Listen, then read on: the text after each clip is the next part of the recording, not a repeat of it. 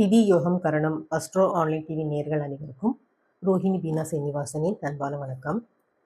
நாம் இன்றைய பதிவில் முருகன் கோயில்களுக்கு யாத்திரை செல்ல உகந்த நாள் எது அப்படிங்கிற தலைப்பில் தான் நம்ம பார்க்க இருக்கிறோம்.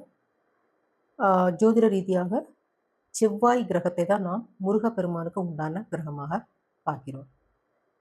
அப்படி இருக்கும் பட்சத்தில்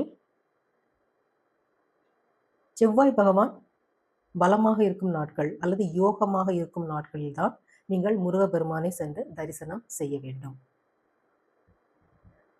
எப்போது செவ்வாய் பகவான் பலமாக இருப்பார் அப்படின்னு பார்த்தீங்கன்னா, கிழமைகளில் செவ்வாய்க்கிழமை, கரணங்களில் பவகரணம், நாம யோகங்களில் சுகர்மம் சித்தி பிராமியம், இந்த நாம யோகங்களில் செவ்வாய் பகவான் ஒரு யோக பலனை தரும் நிலையில் ஒரு மகிழ்ச்சியான ஒரு தருணத்தில் இருப்பார் அப்படின்னு நம்ம எடுத்துக்கலாம். ஸோ இந்த சமயம் நீங்கள் போயிட்டு முருகப்பெருமான்கிட்ட உங்கள் வேண்டுதல்களை, உங்கள் கோரிக்கைகளை, இல்லை உங்களை தோஷ நிவர்த்திக்காக நீங்கள் போறீங்கன்னா கண்டிப்பாக அது 100% காரிய வெற்றியை கொடுக்கும்.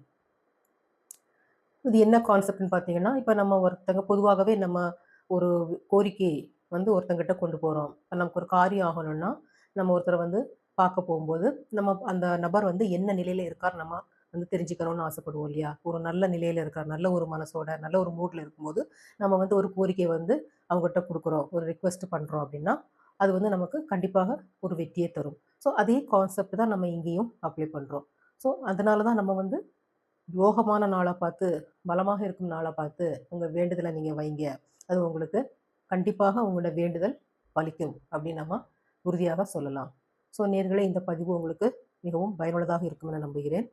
இது போன்ற மேலும் பல தகவல்களை அறிய எங்கள் சேனலை சப்ஸ்கிரைப் செய்து பாருங்கள். மீண்டும் ஒரு பதிவில் சந்திக்கலாம். நன்றி, வணக்கம்.